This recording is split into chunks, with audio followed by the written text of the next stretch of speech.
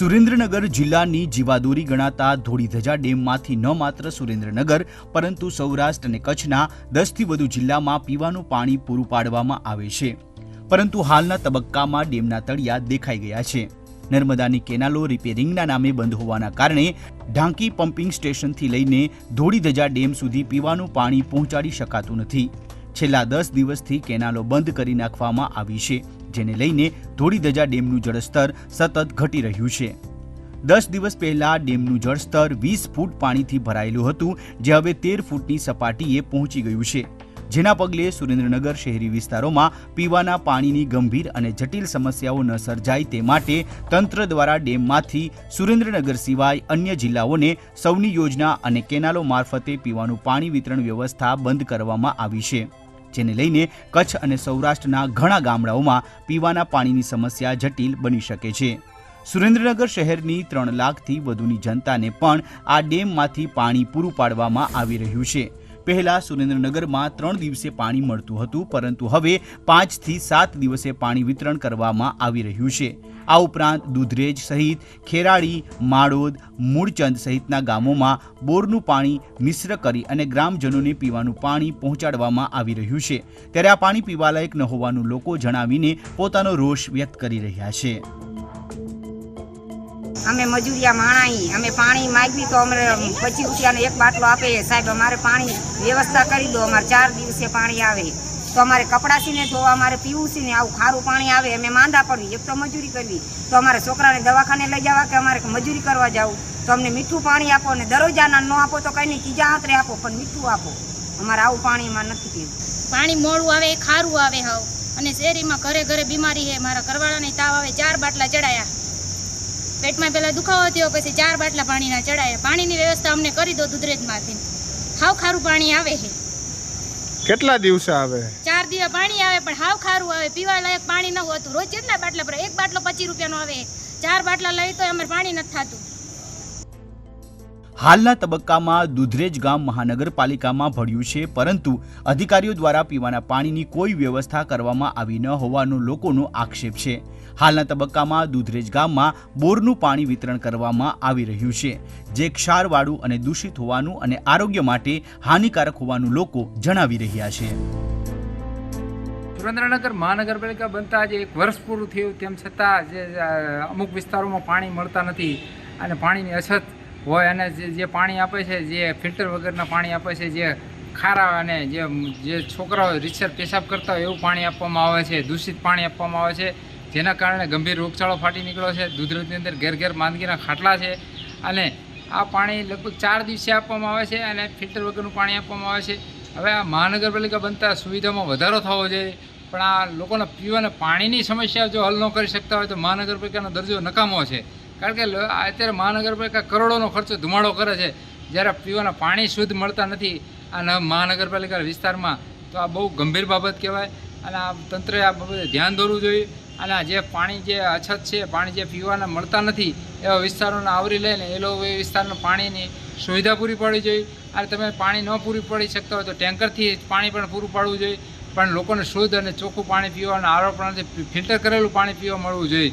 જે દૂધરેજની અંદર છેલ્લા 1 મહિનાથી ખારું પાણી આવે છે, જે ખારા પાણીને કારણે ચામડીના રોગો થાય છે અને લોકો પી શકતા નથી અને એને પેટમાં દુખાવો થાય છે, જેના કારણે એને ઝાડા ઉલટી થઈ જાય છે, ગંભીર રોગચાળો ફાટે છે, એના કારણે ઘરે ઘરે માંદગીના ખાટલાઓ છે। તો આ તંત્રએ વહેલી તકે જાગવું જોઈએ, અને હવે તો મહાનગરપાલિકા થઈ એટલે મહાનગરપાલિકા કમિશનર સાહેબને આ બાબતે ધ્યાન દોરવું જોઈએ, અને જે વિસ્તારમાં જે ઝોનમાં પાણી છોડતા હોય એ લોકોને પણ તકેદારી રાખવી જોઈએ કે પાણી શુદ્ધ છે કે નહીં। જો શુદ્ધ પાણી ફિલ્ટર વગરનું પાણી હોય તો ના છોડવું જોઈએ, ફિલ્ટરવાળું પાણી છોડવું જોઈએ અને ફિલ્ટર પ્લાન બનાવવો જોઈએ। પહેલાં લોકોને પ્રાથમિક સુવિધા પાણીની જરૂરિયાત છે, રોડ રસ્તા તો સાઈડમાં વાત છે, પણ લોકોને જે જીવન જરૂરિયાત પાણી છે, તો પાણી શુદ્ધ ન મળે તો લોકોનું આરોગ્ય જોખમાય બની રહે છે। ધોળીધજા ડેમમાંથી પાણીનું જળસ્તર સતત ઘટી રહ્યું છે, પરિણામે તંત્રને સૌની અને નર્મદાની કેનાલો મારફતે અન્ય જિલ્લાઓમાં વિતરણ કરાતું પાણી આજથી બંધ કરી દેવાની ફરજ પડી છે। 5,000થી વધુ ગામડાઓને આ ડેમમાંથી પાણી મળતું હતું, જે હવેથી બંધ થઈ જતા ભર ઉનાળે તેમની હાલત વધુ કપરી થશે તે પણ સ્પષ્ટ છે. ત્યારે પાણીની સમસ્યા અંગે ETV ભારતની ટીમે ધોળીધજા ડેમની મુલાકાત લીધી હતી અને હકીકત જાણવાનો પ્રયાસ કર્યો હતો. આ દરમિયાન સિંચાઈ વિભાગના એક કર્મચારીએ સમગ્ર વાસ્તવિક સ્થિતિ અને સમસ્યા વર્ણવી હતી. તબક્કામાં સુરેન્દ્રનગરનો જે ધોળીધજા ડેમ છે તેની પાણીની સપાટીમાં સતત ઘટાડો થઈ રહ્યો છે. આ જે ઢાંકીથી દુધરેજ સુધીની મુખ્ય નર્મદાની કેનાલ છે તે હાલ બંધ કરી દેવામાં આવી છે. રિપેરિંગ કામ કરવાનું હોવાના કારણે બંધ કરી દેવામાં આવી હોવાનો ઘાટ સર્જાયો છે, જેને લઈને હાલના તબક્કામાં સુરેન્દ્રનગરનો જે ધોળીધજા ડેમ જે સૌરાષ્ટ્રનું પાનિયારું ગણવામાં આવે છે તે ભર ઉનાળે પણ 15 થી 17 ફૂટ પાણીની સપાટી હતી ભરેલો હોય છે, તેની સપાટી ઘટી અને હવે 13 ફૂટની સપાટી થઈ ગઈ છે. ત્યારે શહેરી વિસ્તારમાં પણ હાલમાં આ ડેમમાંથી પીવાનું પાણી પૂરું પાડવામાં આવતા હોવાના કારણે પીવાના પાણીની ગંભીર સમસ્યા સર્જાઈ છે. ડેમ ઉપરના અધિકારી છે, તેમની સાથે વાત કરતું. શું નામ છે હાલની પરિસ્થિતિમાં ડેમની શું પરિસ્થિતિ? હાલની પરિસ્થિતિમાં સિટીનું પાણી વાપરવી છે એવી છે. 13 ફૂટ લેવલ છે, રોજે રોજ 30 પોઈન્ટ જાય છે પાણી પીવા માટે. બે જ પંપિંગ ચાલુ. બધી સાઈડ ઉપર નર્મદાનું પાણી બંધ છે, કામ ચાલુ છે. એના પોઝિશનના હિસાબે ડેમમાં પાણી પડતું નથી. પાણી ડેમમાં પડે તો લેવલ વધે. એ સિવાય તો અત્યારે પાણીનો કોઈ નિકાલ થયો નથી. અત્યારે ટોટલી બધું બંધ, ખાલી પીવાનું જ ધ્યાન આપી છે. પીવા માટેમાં જ અમે મહેનત કરી છીએ. ટોટલી પીવા હાથું થઈને જ આ કરવી છે. રોજની તારીખ ઘટે. કેટલી સપાટી છે હાલ ડેમની? અત્યારે હાલ સપાટી છે 13 ફૂટ. હજુ પણ ઘટશે કાકા? હા, ઘટશે, હજુ ઘટશે. પાણી નર્મદાનું નહીં પડે ત્યાં સુધી ઘટશે. હા કાકા, કયા વિસ્તારમાં આ ડેમમાંથી પાણી પૂરું પાડવામાં? આ ડેમમાં તો ઘણે સુધી જાય છે પાણી. આમ ઠેઠ કચ્છમાં જાય છે, આમ બોટાદ જાય છે, રાજકોટ જાય છે, હળવદ જાય છે, પછી વાંકાનેર જાય છે, મોરબી જાય છે, ભુજ જાય છે, અહીંથી બધે જાય. અત્યારે એ શાખા બધી બંધ. અત્યારે ખાલી સુરનગર સિટી માટે અને સુરનગરના અડકે પડકેના ગામડામાં. આમાં જે મોટર છે તેમાં પણ હાલ કચરો આવી ગયો છે અને તે બહાર આવી ગઈ છે. શું પરિસ્થિતિ છે મહાનગરપાલિકાની? કચરો તો આવે જ નહીં. હવે આટલું બધું પાણી ઘટ્યું છે તો પાણી ખેંચીએ તો કચરો આવવાનો છે. તો માણસો એનું મહેનત કામ કરી રાખે છે. કચરો કાઢવા વાળા 10 અમારી પાસે માણસો છે. વારાફરતી કચરો કાઢવાનું ચાલુ જ રાખે. એટલે એમાં કઈ આપણને અહીંયા બીજી કોઈ તકલીફ નથી. તકલીફ શું છે, નર્મદા ચાલુ થાય તો આપણને તકલીફ ઓછી થાય. બાકી તકલીફ પાણી નર્મદા જ્યાં સુધી ન ચાલુ થાય ત્યાં સુધી આપણને સિટીને અને આપણને બધાને તકલીફ પડવું. કેટલા ફૂટ ઘટ્યો છે નર્મદા બંધ કરવા પછી ડેમની મૂળ સપાટી હતી? મૂળ સપાટીથી નર્મદા બંધ કર્યા પછી 100 ફૂટ આસપાસ પાણી ગઈ. હજુ 2 ફૂટ હતું અત્યારે 13 ફૂટ.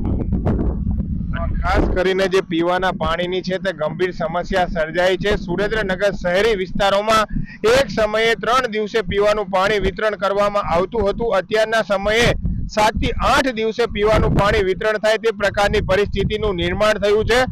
જ્યારે નર્મદાની કેનાલો ચાલુ હતી ત્યારે ડેમની મૂળ સપાટી 20 ફૂટ સુધીની હતી.